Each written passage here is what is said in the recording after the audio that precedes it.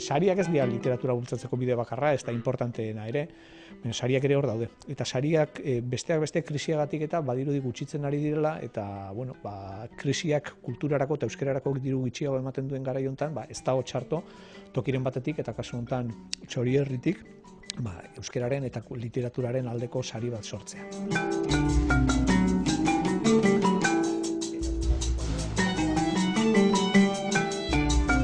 Ez, nik uste ezinbestekoa zala, ez da. Mikel Zarate gaurko gazteek eta ez dute ezagutzen, baina izan zen bultzatzaile handi bat, batetik idazle ona, baina bestetik giroa sortzen jakin zuena, ez da, eta Labairuren euskerazko ikastaroa guztiak montatu zituena, eta pentsa horrek geroztik zenbaterainoko eragina izan duen, eta, orduan Labairuren inguruan sortu diren euskararen aldeko mugimendua neurri handi batean Mikel Zarateri sortzaio, eta Mikel Zarate izan zen neurri handi batean Bizkaieraren eta euskara batuaren arteko zubiak eta eraiki zituena.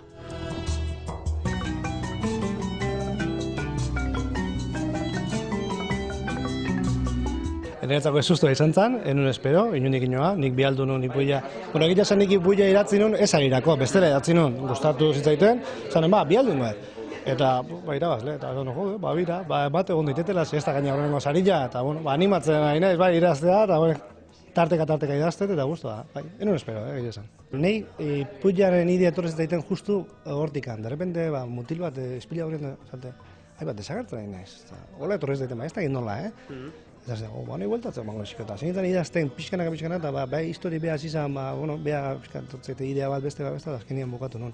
Gaztetxoentzako novela bat, divertigarria batetik, eta bestetik kilikagarria ere, hain zuzen ere, gaztei asko gustatzen zaien gai baten ingurukoa da, vampirismoa, eta hasieran ematen du vampiro historia tipiko bat izango dela, eta hasieratik dana dakigula, baina gero egileak buelta ematen dio eta sorpresa ematen du. Baina hobe izaten da sorpresak ez argitzea aurretik. Bestela ez dira sorpresa. Gehiagik izin kontatu, bukaeran ez usteko batzuk eta badazka, baina printzipioz da vampiro histori bat, haur bat, gaztetxo bat, bere burua vampiro bihurtzen nahi dela pentsatzeu, eta gaina bere aurreko familia oso familia arrarua da, eta behar pentsatzeu vampiroak diala, eta behar eta horren inguruan alaba badakarrek, ez da Krepuskulo bezalago maite mintzean historioitako bat, baina hor pixka bi mundu daude, mundu klasikoa eta mundu pixka vampiroa da beltza.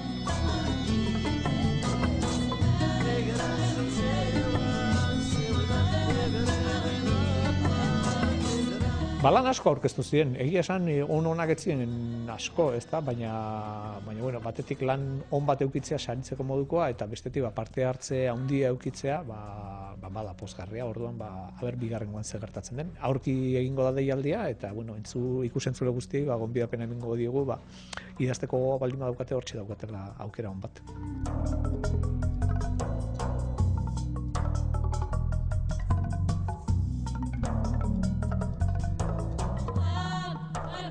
Oso euskalduna da liburua, famili klasikoa oso euskalduna da, eta Zarautz inguruan dago kokatuta, txiak eta Zarautz, hori da, pixkat laur genea aipatzea, Zarauzkoa goian daun mendi bat, eta euskalduna azkenean. Nahiko naturala izan idazteko momentuan, eta hasien nuen pentsatu aurre literaturantzako, baina nola protagonista beha aurra 12 urteko gazte badan, 12 urteko, gorretzen jarri nizkion, baina nola gazte badan, nik uste horretik jarri duela aurreteratu, baina askotan pentsatu nire bilatu nunean, zagirako bildu nunean esan, eta aurreteratu hartuko bez, nahiko iluna da historia, bukaeran da, ¿cómo se ha pasado? Baina horretik nik dudazko ekin nintuen. Bagategu aurreteratutako, eta duela 12 gorako, nik igual gehiago jarriko nioke, baina ez, nik ez dio filtroi jarri. Nik nahi nuna kontatu hori izan zen, gehiago eta ez gutxillo, eta nik uste ondo behitu dela.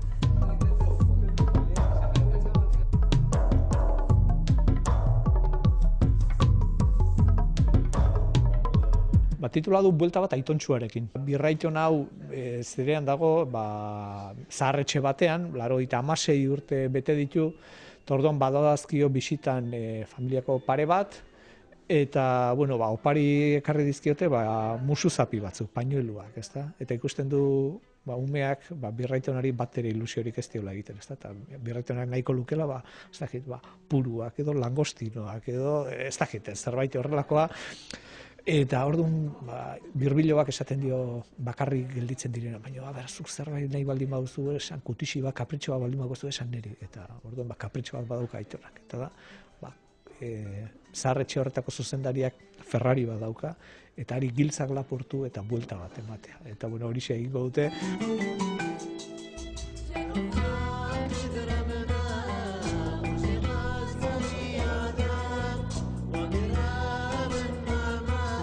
Bueno, niretzat Patxi Gallego oso marrazkilari ona izateaz parte, oso maitea dut, eta iruditzen zait bere estiloa ondo egokitzen zaiola nire idazkerari, ezta? Nik azken batean historia realistak idazten ditut, eta Patxi Gallego da, marrazkilari detailista, eta xehetasunetan eta fijatzen dana, eta ondo hornitzen duena, eta umore puntua ere ematen diona marrazkiari, eta ondo egokitzen zaio nire estiloari, eta nik uste liburuak irabazi egiten duela Patxiren marrazkiekin.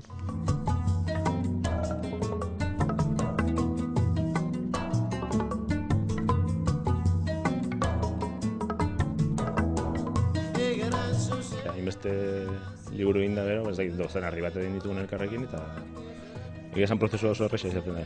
Nik irakurtzen dut, gutxi gara badakizu zema marrazkin barituzun, eta zatika pentsatzen irudi batean. Nik bozetillo gondoko bat egiten dut, eta Xagerrekin elkartzen naiz, eta Xagerrek ere antzeko irudia pentsatu dauzka, oso errez bideratzen dena. Gero, ez da, irudia gauzatzea.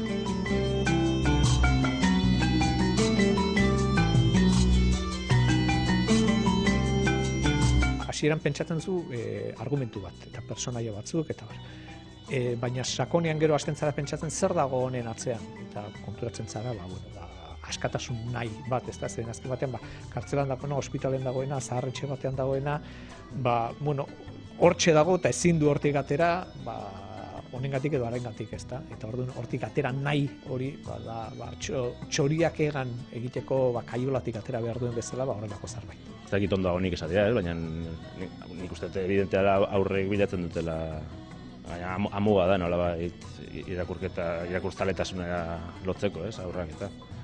Eta nik ez dakit nik hitz egiten dudan amekin edo andereñoekin eta badakit horrek eragina daukala. Eta gaina badirudi funtzionatzen duela tandem honek. Talka normalean guraso eta seme-alaben artean izaten da, aitona amona eta birbiloben artekoa eta gehiago izaten da, harreman goxo bat, askoz ere gehiago uzten diote amamak eta bilobei bere seme-alabei baino, ez da, orduan talka baino gehiago harremana izango litzateke.